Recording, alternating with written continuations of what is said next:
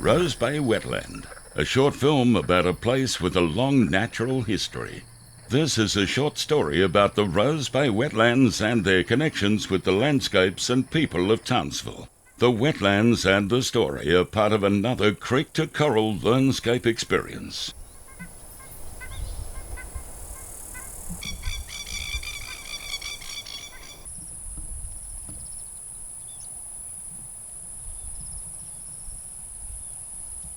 The Rose Bay Wetlands are part of a special place on the doorstep of Townsville. Located in the suburb of Rose Bay, the wetlands were once part of a continuous system of wetlands, sand dunes and coastal flats that stretched from Kissing Point to Pararenda and across to the Bowley River. We start the history of the Rose Bay Wetlands 120,000 years ago, when the shoreline was 3 to 6 kilometres inland of the current position. At this time, Many Peaks Range was an island, and Castle Hill was partly surrounded by water.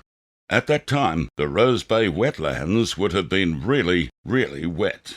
Around 20,000 years ago, at the peak of the last ice age, the sea level was 100 to 160 metres lower than it is today. The coastline was about 40 kilometres east of Magnetic Island, which would have looked like an isolated mountain range on a broad coastal plain. At that time, the Rose Bay Wetlands were probably really dry.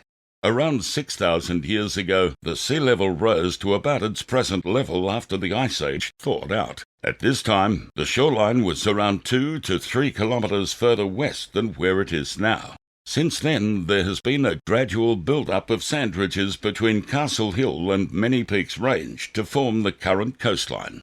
Sometime between then and now, the Rose Bay Wetlands were formed by the action of waves, tides, wind and water flow from the Mundy Creek and surrounding catchments.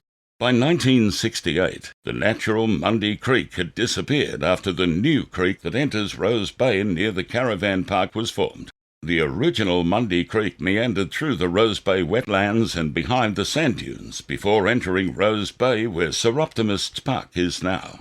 Mundy Creek was once a string of waterholes that stretched from the ocean side of the cemetery to the lower end of Hugh Street. Regardless of the recent changes, the Rose Bay Wetlands are part of a coastal dune system with its own unique combination of wetland functions, vegetation and animals. Vegetation communities include coastal vine thicket, woodlands and grasslands, with a mixture of wetland types and vegetation including samphire forelands, sedgelands and open pools. The wetlands and woodlands of Rose Bay and the town common were a seasonal source of food and materials for the traditional owners, with plants that we take for granted being a rich resource for the Aboriginal people of the area. The Rose Bay wetlands are ephemeral, meaning at times they dry out. Fresh water flows into the wetlands from the surrounding catchments after rain events, and the sea flows into parts of the wetland from Mundy Creek on very high tides. This combination of seasonal variation and tidal influence creates an ever-changing landscape, both wet and dry. Nutrients contained in the water inflow feed the wetland plants, and the result is a highly productive system that supports a wide range of wildlife. Just as our forests are considered to be the lungs of the world, wetlands are the kidneys. And as with kidneys, wetlands need to be flushed out every now and then to freshen them up. Because of their productivity, the Rose Bay Wetlands and woodlands attract a wide variety of animals, with the most obvious and easiest to sight being the birds.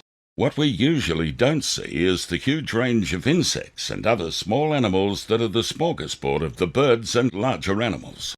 The drier woodlands also support a wide range of animals with more reliance on perennial plants and flowering cycles and the availability of nectar, fruit and seeds. The Rose Bay Wetlands have links to other parts of Townsville through a number of connected landscapes, including Town Common, Castle Hill, Ross Creek and Ross River, the Strand, Louisa Creek, Kissing Point and Mount Stewart. Some of the connections are less obvious because of the changes to the landscape over time. However, if you look and think hard enough, you can see how the pieces of the natural landscape puzzle fit together.